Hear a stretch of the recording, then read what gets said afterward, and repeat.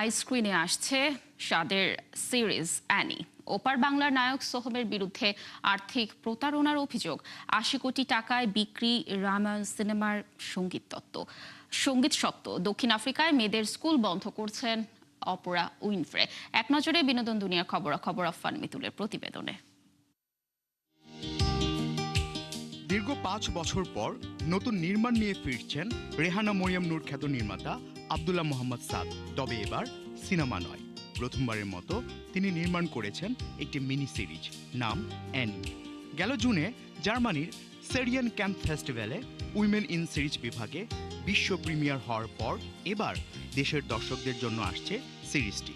শীঘ্রই এটি মুক্তি পাবে ওটিটি প্ল্যাটফর্ম আইস্ক্রিনে, যদিও এখনও আনুষ্ঠানিকভাবে মুক্তির তারিখ ঘোষণা করা হয়নি। সিরিজটির নাম ভূমিকায় অভিনয় করেছেন নাজিফা তুষি। টলিউড অভিনেতা ও তৃণমূলের সাবেক বিধায়ক সোহম চক্রবর্তীর বিরুদ্ধে আবারও আর্থিক প্রতারণার অভিযোগ উঠেছে। একটি সিনেমা নির্মাণের নামে ৬৮ লাখ টাকা আত্মসাতের অভিযোগ এনে তার বিরুদ্ধে কলকাতার চারু মার্কেট থানায় লিখিত অভিযোগ দায়ের করেছেন এক ব্যবসায়ী।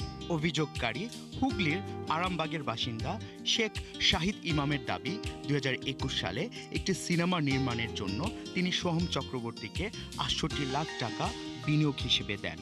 পরবর্তীতে ছবির নাম পরিবর্তন করে প্রেক্ষাগৃহে মুক্তি পায় এবং বাণিজ্যিকভাবেও সফল হয়। তবে বিনিয়োগের অর্থ ও লাভের অংশ চাইলে সোহম বিভিন্ন অজুহাতে বিষয়টি এড়িয়ে যেতে থাকেন বলে অভিযোগ করেন তিনি।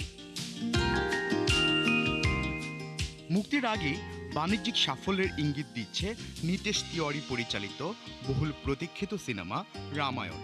মুক্তির কয়েক মাস আগেই ছবিটির ২ পর্বের সঙ্গীত সত্ত্ব প্রায় ৮০ কোটি টাকায় বিক্রি হয়েছে। সত্ত্বটি কিনে নিয়েছে ভারতের অন্যতম বড় সঙ্গীত প্রযোজনা প্রতিষ্ঠান টি সিরিজ। হিন্দি সিনেমার ইতিহাসে সঙ্গীত সত্ত্ব বিক্রির ক্ষেত্রে এটি অন্যতম বড় অঙ্কের চুক্তি বলে মনে করা হচ্ছে।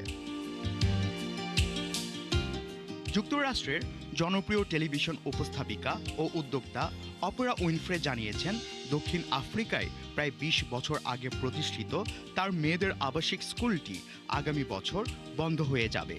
Apara Winfrey leadership academy for girls নামে পরিচিত এই স্কুলটি ২০২৭ শিক্ষাবর্ষ শেষ হওয়ার পর বন্ধ হবে। এরপর জোহানেসবার্গের কাছে অবস্থিত স্কুলের বড় আবাসিক ক্যাম্পাসটি চুক্তি অনুযায়ী স্থানীয় শিক্ষা কর্তৃপক্ষের কাছে হস্তান্তর করা হবে।